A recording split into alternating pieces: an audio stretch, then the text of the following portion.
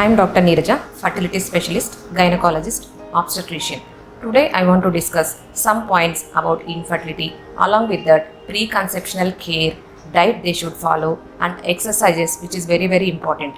Coming to infertility, when the couple, if they are living together without any protection, without any contraception, having regular intercourse, if they did not conceive, then for 1 year, then we label the couple as subfertility, not infertility, because infertility, it creates stigma and scarcity in the couple.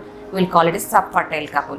So nowadays we are seeing more and more number of cases infertility patients. Every 1 in 6 couple, they are coming with infertility problem because of late marriages and planning pregnancy at the later age, and all of them are career oriented and planning pregnancy at very late age without knowing the fertility potential.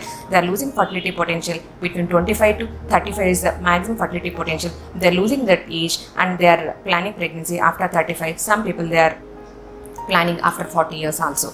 So it's nothing, it's infertility, it's two types, primary infertility and secondary infertility. If they did not conceive till they visit you, it's called as primary infertility. When you come, if it is secondary infertility, if they have if they conceive and if successful or unsuccessful, any history of abortion, then if they did not conceive after that, it's called as secondary infertility. There are multiple reasons, causes for infertility, and the couple, they should visit gynecologist, both male and female, and they after visiting, gynecologist will take proper history. They will evaluate each and everything. They'll take proper history, medical history, drug history. If they are taking any medications prior to the pregnancy, prior to the planning pregnancy, or any related to medication for diabetes, hypertension, or any arthritis problems, if they are taking steroids, thyroid medication, some are harmful to the pregnancy, some are harmful to the baby, and they should visit the gynecologist, and according to the gynecologist's opinion, they should change to safer medication. It is nothing but preconceptional counseling. Preconceptional counseling is very important, both for males also. If the husband is working working near any pesticides, any fertilizers, they should avoid when they are planning. They should avoid all those things, and if they come near to the woman, they should change all the clothes, and they should maintain proper hygiene. And many of them, they'll have sexually transmitted diseases. They should get treated early, because if they transmit the infection to the female, it's very dangerous to the female partner. It leads to PID, pelvic inflammatory diseases, or any tubal infection leading to infertility. And when you see the causes, males are responsible for 30% causes in infertility, and females also 30%. When you see the unexplained, it's 20%, and idiopathic, both male and female together, they are responsible 10 to 20%. So both males are equally causing infertility. Incidence is both are equal, both male and female.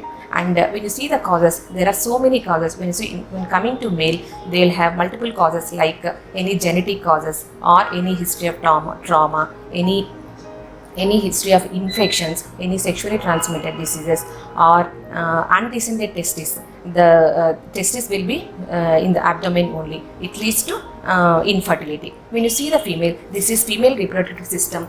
This is the female reproductive system. This is vagina, this is cervix, this is the uterus, these are the tubes, and this is the ovaries. So we can face problems, the couple may face problems at any stage. They may have problems in the vagina, like agenesis or any septa, or they may have problems in the cervix, like cervical stenosis, or any previous operations, any trauma, or congenital abnormality in the cervix, or in the uterus itself. This is a normal cavity. They have two cavities, or any septa in between. This we can see here, any polyps or any fibroids. So this is a problem when in uterus. When you see the tubes, normally the tubes are like this. If they infected, they will swallow. It leads to hydrosalpinx, pyosalpinx, or any previous operations like ectopic pregnancies, or any genital infections including tuberculosis, because tuberculosis is very rampant in India, and it leads to distortion of the tubal anatomy and damage to the tubal structures like cilia, or distortion of the anatomy. And when you come to ovaries are very important.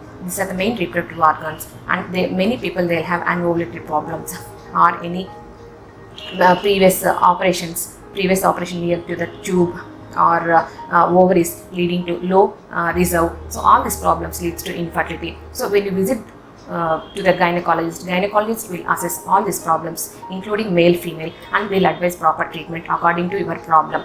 And when you come to the test, there are so many tests. Depending on your history, depending on your problems, the gynecologist will advise test for you. Generally, for females, we will do some basal scan on second day second day of the menstrual period, and according to that, she will advise some blood tests like hormone test, including prolactin, thyroid hormone, and some general tests like thyroid, sugar test, and hemoglobin. So all this general health is very important to get good egg. So all these tests, including in females. In males, after 3 to 5 days of abstinence, we'll advise semen analysis. In semen analysis, we'll see the semen count, morphology, any infection, motility. So these are very important. These are the basal tests. After advising all these tests, after seeing all the reports, we can advise proper treatment. That treatment will be in 3 settings. One is giving tablets and giving dates for natural intercourse, and next step is IUI, intrauterine insemination.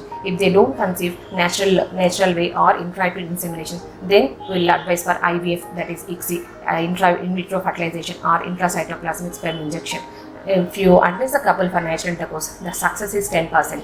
In IUI, the success is 15 to 20%. In IVF and ICSI, the success is 40 to 45%. So these are the treatments available for infertility couple.